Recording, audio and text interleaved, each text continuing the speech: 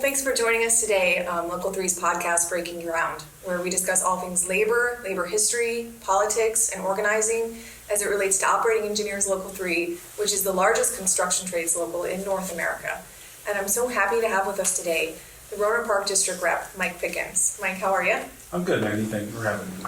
Mike has a very interesting background and story, and so we invited him today to share a little bit about kind of his journey. So Mike, let's begin. You joined Local 3 in 1997 through Job Corps. That's correct. So can you talk a little bit about your life leading up to Job Corps and how you found Job Corps, and then explain to us exactly what Job Corps is? Sure, I can do that. I guess to be fair, I should give you a bigger picture of what led me up into the position, the situation of getting into Job Corps. I was born and raised in Southern California. I grew up in some of the toughest neighborhoods in San Bernardino County. When you see the ghetto on TV, it's kind of the picture of the kids playing in fire hydrants and out in the streets and running around with gangsters and bikers. That was the childhood I lived in. Lots of drugs, lots of drug dealers. Back then, throughout most of my life, I mean, the normal people in my life did drugs. You know, anybody that didn't do drugs was not normal to me. There was something wrong with them. Yeah. Okay. No, you can say it that way. So anyway, I grew up around that environment. Very abusive household, both physically and mentally. CPS cases galore. CPS got so bad at one point in time when we were living up in Janesville that my mother and her boyfriend decided we were going to skip the state and move to Idaho for a couple of years. Excuse me. We moved up to Idaho and Challis, just outside of Challis, Idaho. We're about 45 miles outside of Challis in the Challis National Forest with 25 miles of dirt road off the paved road. It took an hour to get to the paved road. We lived in a 2-story log cabin up there with no running water, no power, no electricity. And fortunately for us, it was the most sober that anybody in my family had ever been, the adults anyway. There was just no access to anything there. And it was, for the most part, probably about the only time that was somewhat normal in my childhood. But you weren't going to school at this point? No, there was no way to go to school. There was no way to get us to the bus. So we kind of just learned off what my mother was teaching us at the time.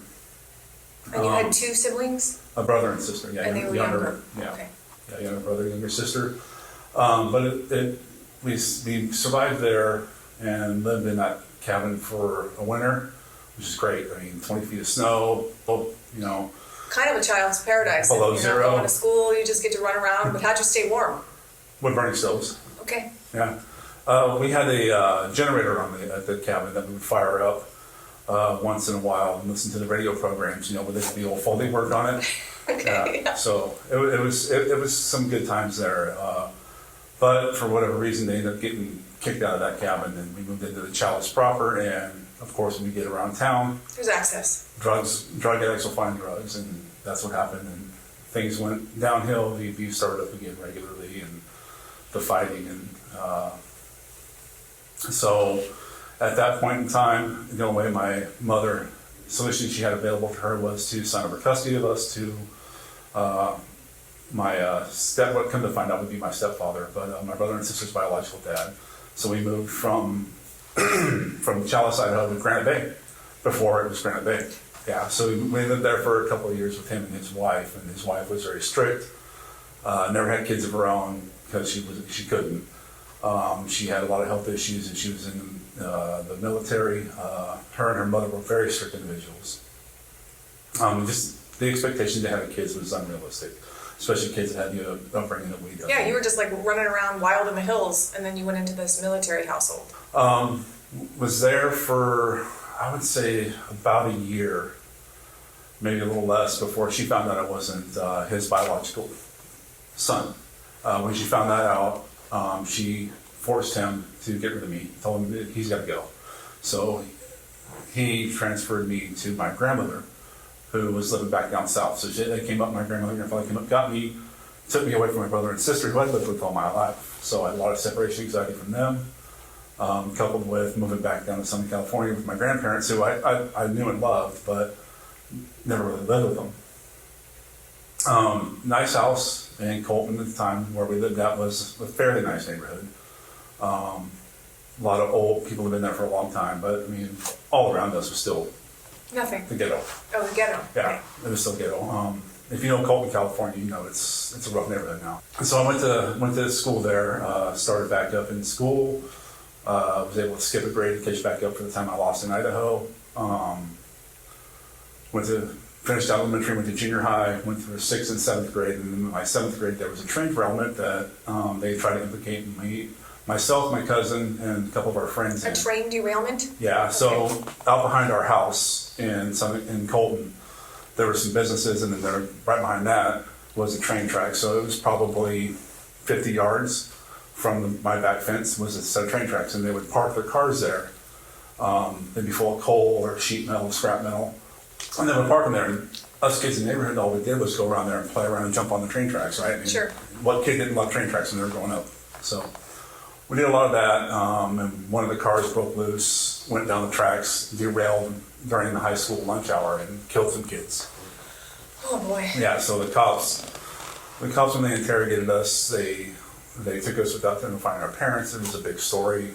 The newspaper published our names, which you aren't supposed to do at the time because you're not supposed to period because they're underage. You're a minor, yeah. Yeah, minor. So when that happened, we went to school. We were, of course, those kids that died had friends and families. You were the bad kids, really bad, yeah. Yeah, so that was the impression. So I got cornered up in the locker room by about 30 kids. After that, they pulled us out of school. And during that time, my grandmother decided it was a good time to let me know that the guy I thought was my real dad my whole life was actually my stepfather, my biological father, and this guy who lived in San Diego. Excuse me, who owned a painting company. And I was going to visit him this summer, which had been the summer between my 7th and 8th grade year. So he came to pick me up in Colton. We drove up to San Diego. He's actually living outside of San Diego, a town called Santee. Nice neighborhood, upper middle class neighborhood. A lot of skaters, which is great for me. I'm born in Southern California, who didn't have a skateboard in the 80s, right? Spent the summer there by myself, basically, because he was on his own painting business. He was gone all the time. He was gone all the time. I mean, he had worked in Carlsbad. You know, it was the boom in the 80s in the housing market, so he was painting houses all over the place. A couple of times he took me with him. I started learning how to paint, just to get me something to do. And then when school year rolled around, I went to school, and him and his girlfriend at the time, she was going with him to work, or she was in college. But I was going to school and coming home to basically an empty house every day. So, you know, you leave a kid like that to his own devices, he's going to find things to do and get in trouble. And Yep. he didn't know how to deal with that. So we moved I finished out my 8th grade year there, and the summer before my freshman year, we moved to Lakeside, California, which is a stone's throw away from Santee. Much of the same, he was just tired of having a kid around. It was not what he signed up for. It's not what he had any interest in ever doing. He didn't want the responsibility. Didn't want the responsibility. So he shipped me back to my grandmother 2 months into my freshman year. So I went from Lakeside back to Colton, California. At the time, my grandparents were getting ready to sell their house in Colton, which kind of broke my heart because I loved that house. It was a beautiful old Victorian, had a front porch, beautiful fruitless mulberry tree in the backyard, had an above ground pool. I used to play in all the time. Just lots of good memories in that house. I had first real friends in my life at that house too, you know, first best friends. But anyway, they bought 30 acres of land up in El Mirage, California, which is 22 miles outside of Victorville, in the high desert. Okay. So we moved up to El Mirage. They put a triple wide on it, you know, kind of like a modular home. 2.5 acres they had cleared off. We lived up there. I started high school. We'd ride the bus every day to school. It was an hour-long bus ride to school, you know. And it was an hour and a half home because the bus had to pass my exit, turn around and come back and drop me off on the right side of the street. So started to just falling back into the same, you know, the only thing I knew. The thing that made sense, yeah. So hanging out with the wrong crowd, doing drugs, mainly just smoking weed. That's all I was doing at that time, freshman year of high school. Smoking weed, drinking, cutting class to go down and drink at the creek and the river. And it got to be too much for them. They didn't want to go through that again because they went through with their own kids. And my grandmother shipped me up to Northern California to my biological mother again, who had since got custody of my brother and sister back. So was that the first time you were reunited with them after all that time? Yeah. Yeah, so that was the first time we were back together. We were in North Sac for a little while. We were up in Del Paso Heights. And you're how old at this time? I was 15. Okay. Yeah. So I would have been 15, my brother would have been 13 going on 14, and my sister would have been 12. So we lived in Del Paso Heights, spent the summer there, started at Grant High School, which was an interesting experience. I know Grant High School. Yeah, and I should say, you know, for someone that was raised in Southern California, coming up to Northern California, it's a giant culture shock. It's like two different countries. It is. I used to get along with a lot of people in Southern California that apparently in Northern California, you're not supposed to like them people. Or they're not supposed to like me. One of the two, I couldn't figure it out. Lived there for about the first 2 months of my sophomore year, went to Grant. And then her and her boyfriend at the time split up, and we moved to South Sacramento, back with one of her older boyfriends, who was a C3, C4 quadriplegic. So he basically had no use of his hands, or he moved his arms a little bit, that was about it. And he was more in the old school biker lifestyle, hung out in the biker crowd, hung out in biker bars. That's when I really started to, I think it's 15, 16 years old, started coming into some really impressionable years. It's what I grew up around, it's what the lifestyle I kind of thought I was going to lead when I got to be an adult. That's all that you knew. That's all I knew, right? Plus you'd had some pretty depressing circumstances in terms of lack of stability. Mm-hmm. So you did what felt better, made you feel better. Yeah, I mean, I don't remember a school I spent more than a year in for most of my life. Yeah. So started going to school there. Him and my mom would fight, drugs, alcohol. They would just fight. We lived in the house with his parents in South Sac. We lived in the garage. The garage was converted into a room for him. Him and my mom had a bed there. I slept on a couch most nights. My brother slept on another couch most nights. My sister had a room inside the house. And we lived like that till I was about 17 and a half. About 17, him and my mom split up, and I got tired of going places, so I stayed with them. And my brother, my sister, and her went back to Southern California with to move into my grandmother. I stayed with him because I just couldn't deal with her mental and physical abuse anymore. She was the worst. She was a very manipulative woman. I haven't seen her talk to her in 24 years, no, somewhere around there. And so I have no interest in it. So living with my stepfather now, who was in a wheelchair, we would go out. I pushed him everywhere he needed to go because his electric wheelchair was broke down. And when you're on Social Security disability like that, they'll buy you a wheelchair every 5 years or so. Well, he was so rough and hard on his wheelchairs that they wouldn't last that long. So you just pushed him everywhere? Yeah, pushed him in his wheelchair was probably 500 pounds. He wasn't a big guy, but the electric motors and the batteries, yeah. And then that's all I did. I mean, there was a summer I pushed him everywhere. I was probably walking 10 miles a day, easily, pushing him in his wheelchair. Pushed him up to bars at night.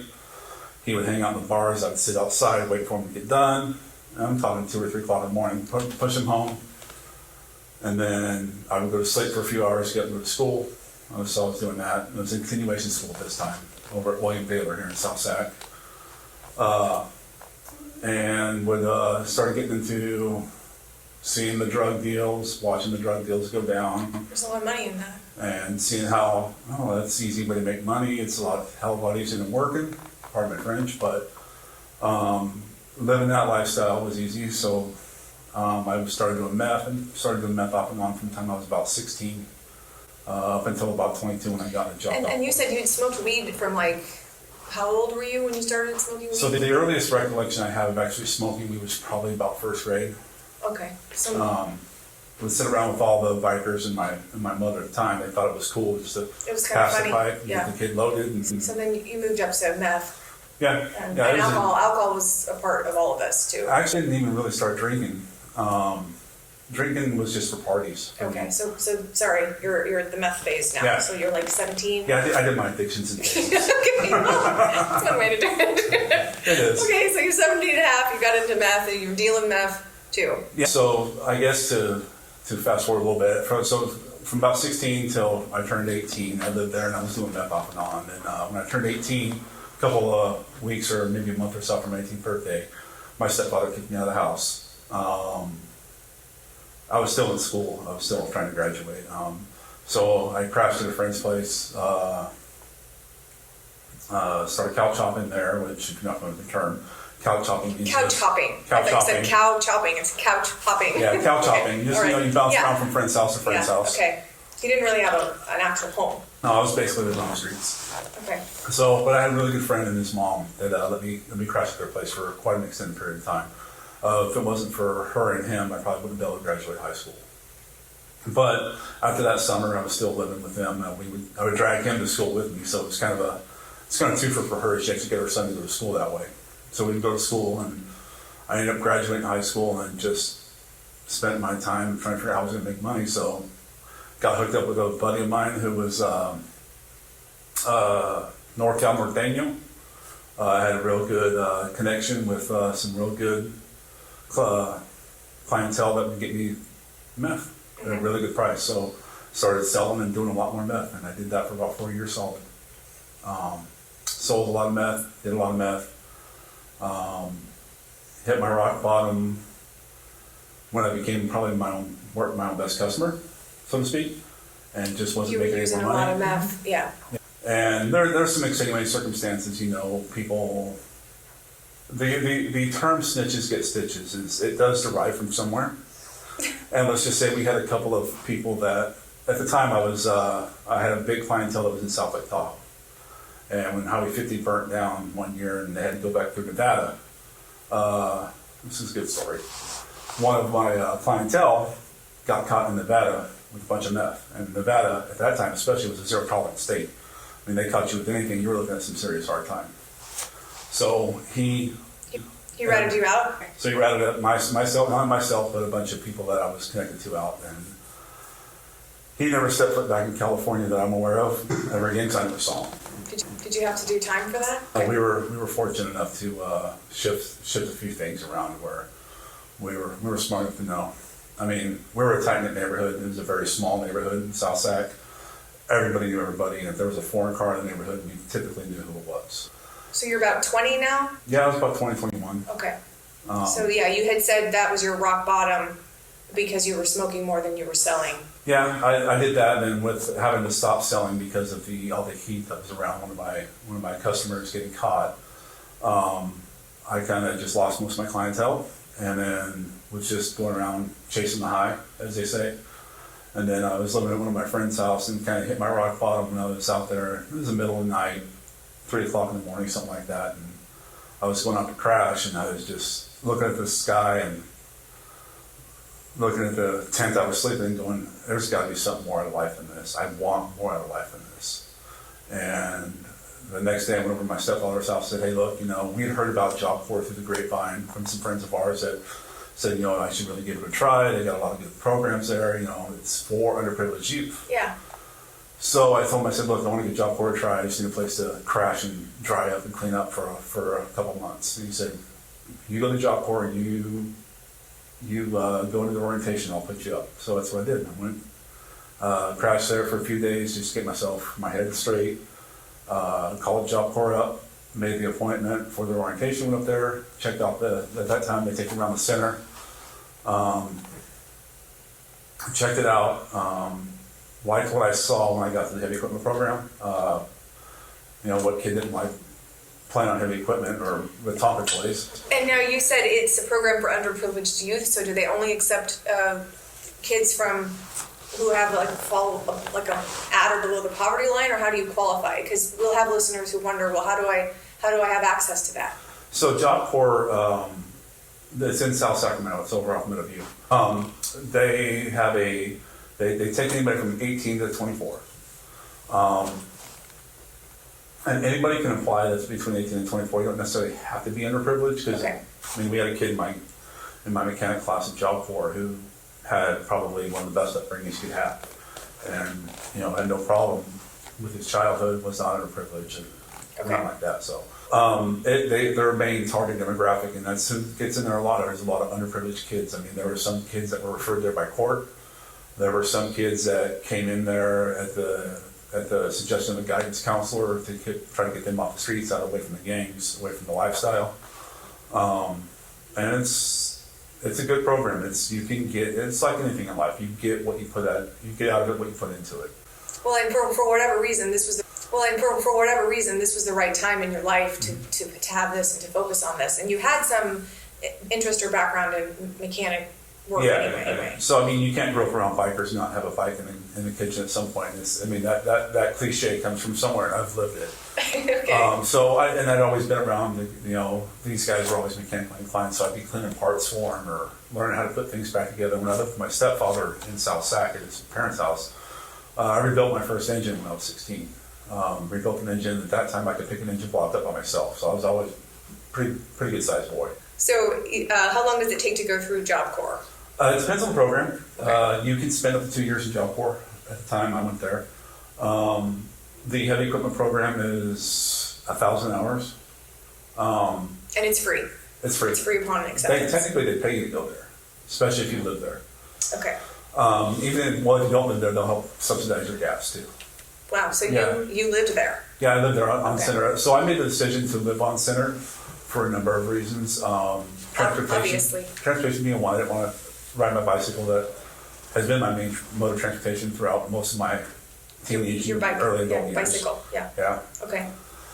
I chose to live there for transportation reasons and also to get away from the Influence temptations. of your Temptations peers. of the same crowd, all my friends.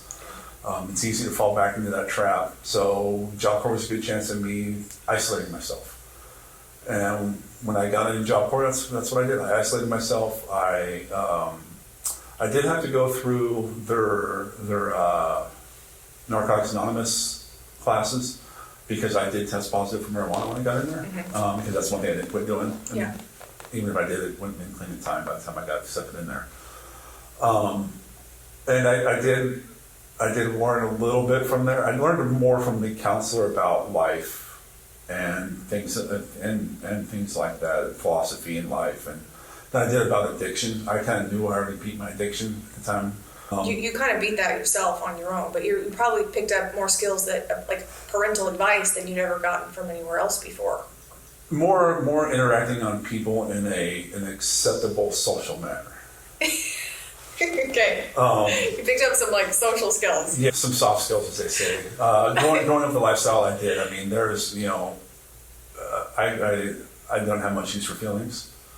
Most people I hung around with didn't have much use for feelings. That was part of your problem, Mike. I know. Feelings are important. Yeah, I know. All right, so As I've come to learn.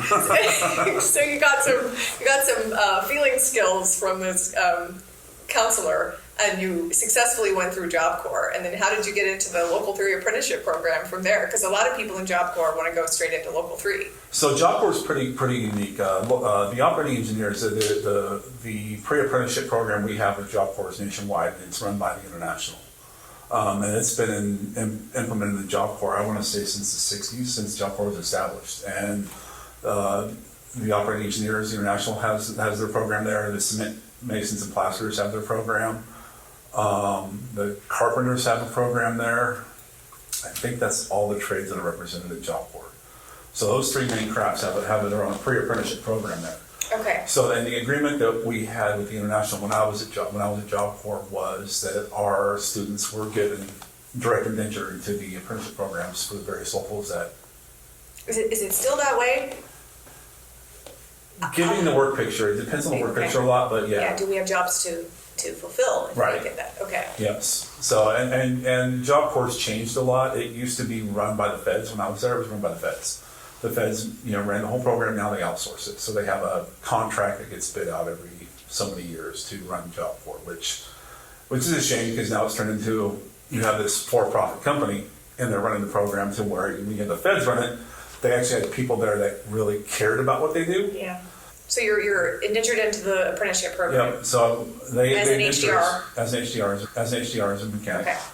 And then they wait. You sit there and wait until they get a job for you. And then luckily at that time, I was able to get a dispatch out to a company in Folsom as a apprentice mechanic. It was probably one of the first ones they had in a long time in the shop anyway. So I went to the hall, made membership, picked up dispatch from Beverly Blagg, who was dispatch at the time. Went out to Folsom and I worked there from January '97 until December '97. One of the best years I had. I got 2,400 hours that year. Got a chance to learn a lot. Cut my teeth in the shop and in the trade with some very old school mechanics, but very good unionists. At least a couple of them were. And they explained that to you, right? Because you had no idea prior to that, did you, what a union was? I did. And when you get the Job Corps, they do a really good job at teaching you unionism, labor history, what it means to be a union member. But when you're in an environment, you hear it for a year solid from the same people, it kind of... You're like, yeah, okay, that's what you're supposed to tell me. I heard that 6 months ago. So you believed these mechanics you worked with because they were talking from their own experience. Well, when you get out in the field and you see people kind of preaching the same thing, it's like, oh, it reinforces that. Okay, so she wasn't. They weren't just blowing smoke, right? This is the real deal. And then it started to make sense to you at that point. Yeah. Yes, it did. So you worked there for about a year. About a year. And then you were laid off? I was laid off in the wintertime, and then around March of '98, I was really starting to look for work. I had called my coordinator at the time, it was Marshall Massey. Called him up, hey, what's going on? Checking on my out of work list. Then he called me up and said, hey, they got a job over in Fairfield. You don't want to, because you're not on their out of work list, but if you want, you can have it. And it's for Sire Industries. I need a lube tech at night. Okay, I'll take it. So I went to work at Sire, working swing shift there. And that's a rock plant? Yeah, Sire. It's a quarry. It's a rock quarry, like Herman Quarry. Liked working there. It was a great job, especially when I just got to stay in the shop. One of the plant mechanics would go on vacation, so they send you up there to go oil and stuff. Plant mechanic wasn't something I wanted to do. I wanted to work on the iron. Okay. And at the time, I went from working on, I worked for Sibley and Redout Folsom. They had really big equipment back then, 245s, 235s, a lot of big iron, big excavators. Then I went to Sire, and there was a whole, you stand next to a 992C or a D10N or a D10L or D11L, and those are big, that's big iron. Okay, now we're talking some fun stuff, right? Like this isn't a motorcycle. Yeah. All right, so yeah, you're there, and then, but you said you were getting kind of tired of it. No, what happened at Sire was I worked there. I worked swing shift. It was great. Loved working swing shift because I was, driving from Sacramento, basically logging your drive on Watt Avenue to Vallejo was great during swing shift. There's no traffic. No traffic. You're beating traffic. So, loved that. Worked there for about 8 months, and then on a weekend I broke my knuckle. And then. Yeah, so I got dispatched out to the ranch. Went out there for my SRT training. It's probably around late September, early October 1998. I only remember because I remember when my dispatch to the ranch was. So I went to my class there. The instructor at the time was David Wild. He was actually the shop foreman for the ranch too at the time. I had heard through the grapevine they always had a mechanic. They didn't have a apprentice mechanic out there. They didn't have one, so I dropped a few hints in class. I did pretty good in class. One of my buddies that was with me too was also dropping hints for me. So finished my class up there at the ranch, went back home, was still on unemployment. Then I got a call from Beverly Blagg again at the hall. She said, hey, I got a job for you. She said, come to the hall tomorrow morning, pick up your dispatch. So, didn't think none of it. Packed my lunch, went to the hall, picked up my dispatch the next morning. I said, Rancho Marietta Training Center on in the mall. Oh, so nobody told you where you were going? No. Oh yeah, you're going out there, go out there, report to Barbara Helmick. Okay, so I went out there and started at the ranch as a apprentice mechanic in November 11th, 1998. And so you worked as a mechanic at the training center? As an apprentice. I was one of the last few that stayed out there for any length of time. And did you like that? I loved it. I got to do everything out there.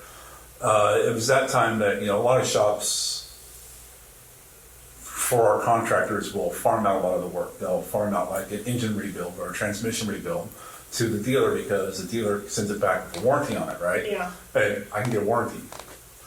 One thing that intrigued me about going to Napa for Sire that was hard for me to turn down was Napa's shopping for Sire was their spec shop. Sire rebuilt all their own fuel injection pumps, their hydraulic pumps, their transmissions, their engine, everything. They did it all there. So that was a hard decision, but it worked out for the better. So yeah, I worked out the ranch as an apprentice mechanic from 1998 until 2001 when I journeyed out. But throughout my 10 years as apprentice mechanic, I got a chance to play part-time instructor. And what I mean by that was I would set up the engine for the test for the apprentices. I would go in and help out in the welding shop occasionally with the apprentices, stop by, offer advice. And then when I journeyed out, I got more and more. I journeyed out in October 2001.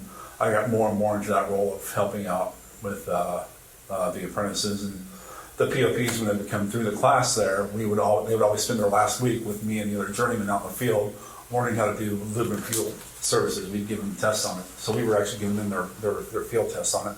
And then you became an instructor, I was right? actually, when Curtis Brooks took over, and I forget what year it was. I didn't. It was late 2004. He wanted me to become an instructor full time. So I started taking classes to get my teacher credential at the time, credentials. And about late March, early April, I had some apprenticeship coordinator jobs open up in Sacramento.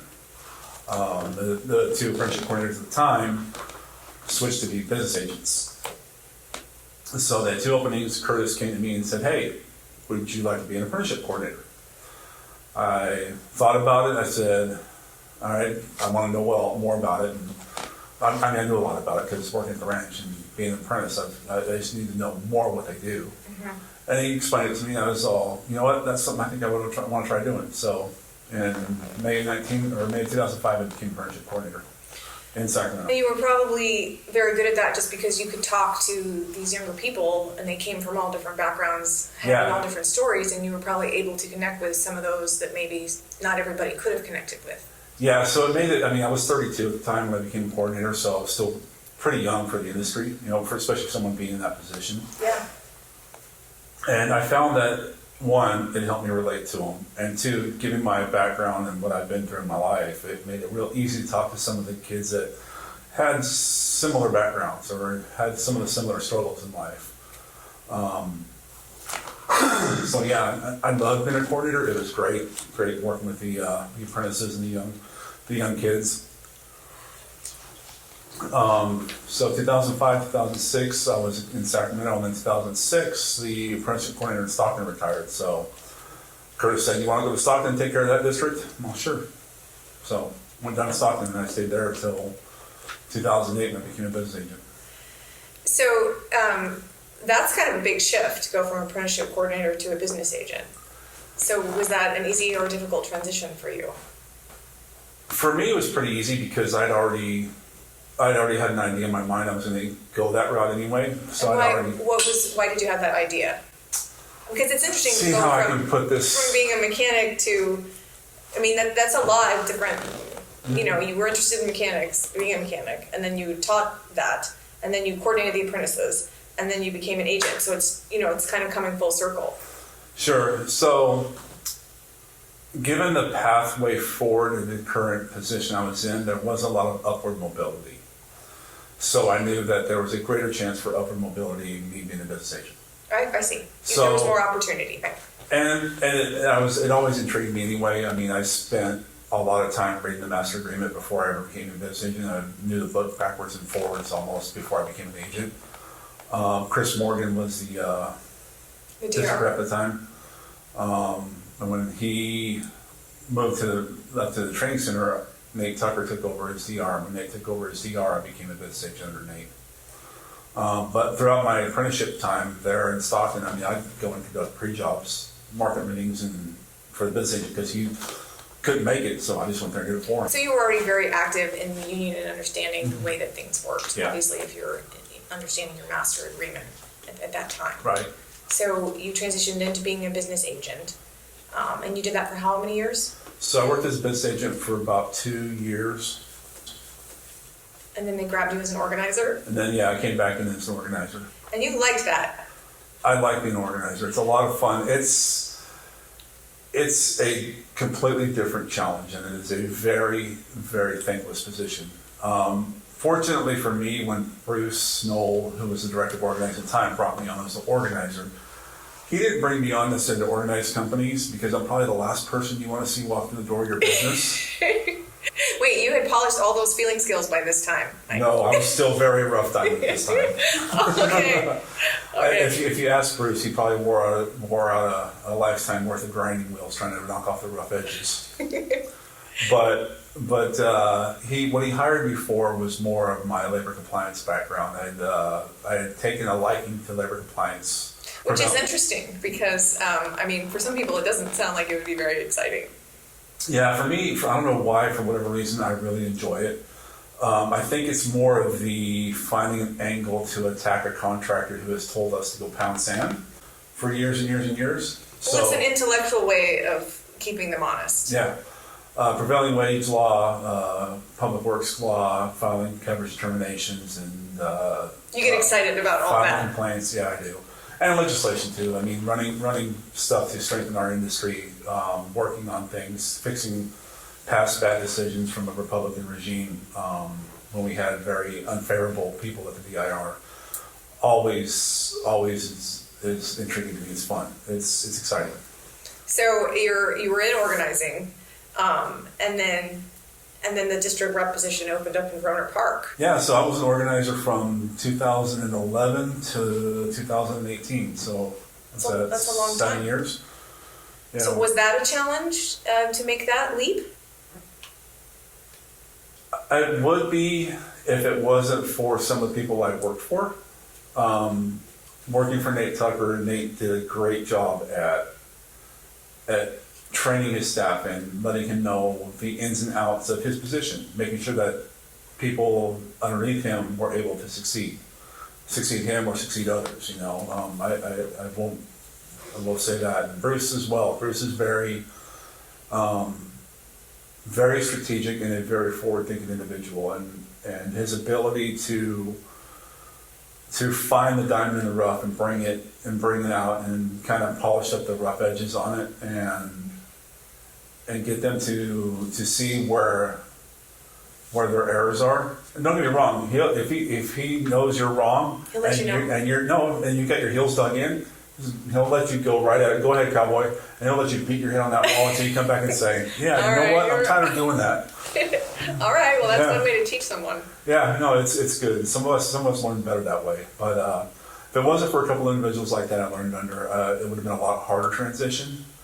But I mean, by this time I've been on staff and around the local as a field rep for 13 years, and on staff at the local from 2000 for 20 years. So I mean, it's crazy because can't think of anyone else on staff who's kind of done all those things.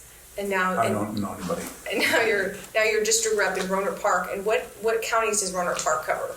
So Sonoma Lake and Mendocino. Okay. And we also cover Marin. We don't do the dispatching for Marin County, but my business agent covers Marin County. So, what's some of the hardest parts about your job as a DR? The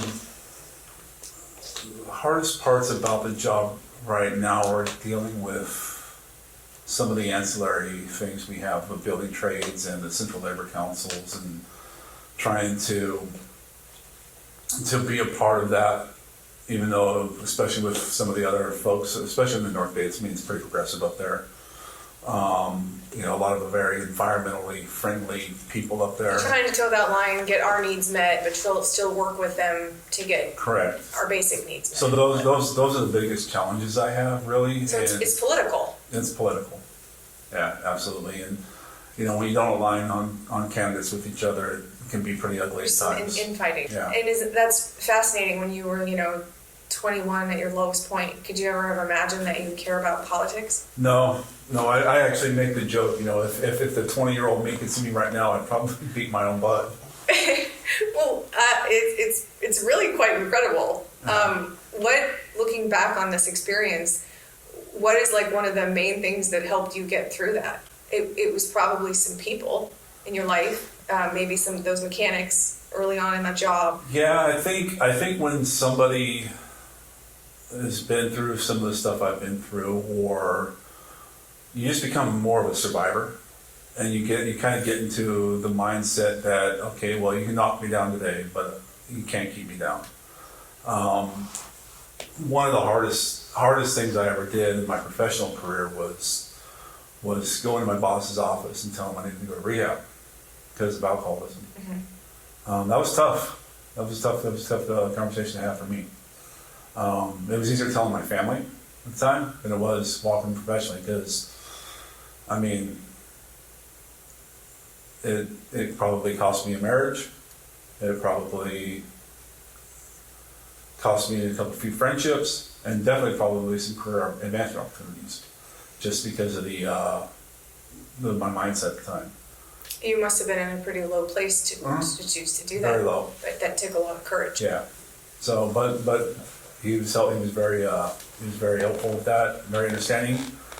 He had dealt with it in his personal life too, with family. Yeah. After that is what really started opening up my eyes to a lot of different things. I got out of rehab in 2016 and been clean and sober since. It's definitely not easy. No, but I mean, you've done all of that. I mean, you kicked the drugs, now you kicked the alcohol. Really, I mean, your life, the sky's the limit because there really isn't much you can't actually overcome. Yeah, I used to make jokes, and I wish I had learned this lesson with alcohol, trust me, but I used to not make jokes, but count myself fortunate that I went through the drug part of my life at a young age and grew up around it like I did, because during those years of doing and dealing and selling drugs, I mean, I ran across tradespeople all the time that had lived these squeaky clean lives for 25, 30 years, and all of a sudden somebody turned them on to meth on the job site. Next thing you know, they're in the bottom of a bag coming around regularly, hawking their tools for dope. Well, and you nipped that one in the bud all by yourself. Yeah.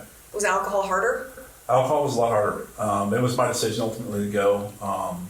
And for me, it was rehab was the only solution because I knew I needed a place to dry out and talk to some people that understood, and then also gave me the time to find myself again and find out who I was. Because I had lost myself in bottle and ball for a long time, 15 years. And it was rough. I mean, it consumed every waking moment of my day. And now you're district rep in Rohnert Park. Yeah, yeah. You know, I feel I've been able to accomplish a lot of things in my career despite all the roadblocks I put in front of myself. Well, and you have the ability to relate to all different types of people in a way that some of us may not, or you can probably single out people who may be struggling in a way that others can't. Yeah, it's easier to have that conversation with somebody when you've been through it yourself. For someone like me, when I had my first experience with NA, the counselor there had never done drugs in their life, and they were just somebody who studied the book. And for me, that was an immediate. My walls went up. I didn't want nothing to do with you. Yeah. You have no idea what you're talking about. You have no concept. You can't. So I firmly believe the best counselors for addiction and recovery are people that have been through it themselves and can understand and can relate. Because then you can break it down on that level. I mean, you can talk with them, and there's a big difference when you can actually speak their language. Are you still actively involved in those kind of recovery groups? Or? I'm not. I never was. Those weren't for me. Okay. I went, did my stint in rehab, and I don't do NA. I don't do AA. For me, I find my recovery is I channel my addictions. I have a highly addictive personality. No, you go to the gym, don't you? Yeah. So I go to the gym at least an hour and a half a day if I can. Usually first thing in the morning, I'm usually up at 3 or 3:30 in the morning to go to the gym. And when I get home in the evenings, instead of sitting there drinking, I found other ways to occupy myself, and I went back to one of my first loves, which is video games. So, you know. So you're a workout video game junkie. Yeah. I can think of way worse things. Yep. Yep. So can I. For people listening, Mike, who can't see the way out, right? Who maybe identify with your childhood story, they don't know what's possible because they've not seen it. What do you have to say to them? Should they look into Job Corps? How do they find Job Corps? Yeah, so if you're in Northern California listening to this, there's a Job Corps in South Sacramento. I used to know them by heart until a few years ago, but just Google Job Corps Center locations around your area. If you're someone who's struggling to see the light at the end of the tunnel, pick up the phone, call someone. My phone number is in the OE3 app. I'm going to call the Rohnert Park office. Call our ARP office. I mean, there are some very talented individuals in that office that know what you're going through and understand the struggles and what you're dealing with. Pick up the phone, but you've got to be the one to make the first step. I mean, I tell people this all the time when I talk to them about addiction. And there's some people that are dealing with a loved one that's an addict. I said, they've got to be the ones that want to quit. And that saying can never be more true. They have to be the ones that want to make the effort to quit. And then it's up to us to try to give them the tools they need to succeed. So. And then just in terms of like your life now versus then and what Local 3 has given you, can you talk a little bit about that? So, yeah, I'd love to talk about what Local 3 has given me. So when I hit Job Corps, I hit there with a backpack that had my dirty laundry in it, what little laundry I had. I mean, I literally went in there with the clothes on my back. Didn't have anything else. Didn't have a place to live. Didn't have nothing. Got out of Job Corps in my first apartment. So I literally owe everything I have today to Local 3. And the apprenticeship program and the career that this local has given me and the fringe benefits I've been able to enjoy over all these years for myself and my family. So literally when I say I owe everything to Local 3, I mean it. I had nothing when I started my career as an operating engineer.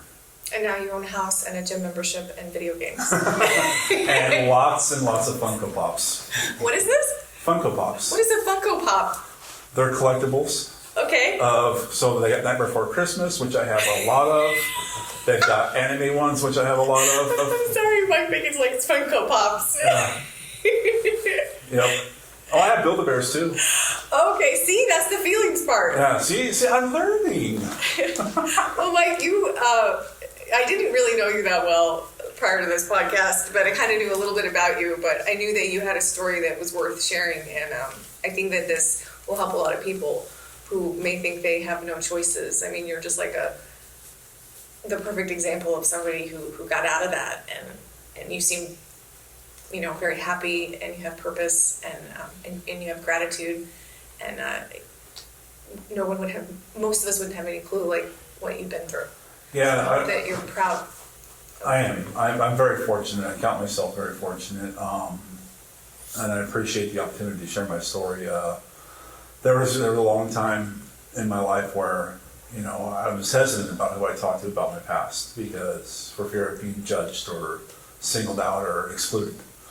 I've reached a point in my life now that You're comfortable. I'm comfortable, and if I can say anything, it's that you've got to be able to, if nothing else, just tell yourself you're a survivor. You're going to get through it, and you'll find a way because it will get better one day. There were some very bleak and dark times in my life that I don't want to say it was a suicide was an option, but I just was like, is this ever going to freaking end? Just the suffering. Yeah, I'm just tired of being miserable, and yeah, so keep your chin up, it will get better.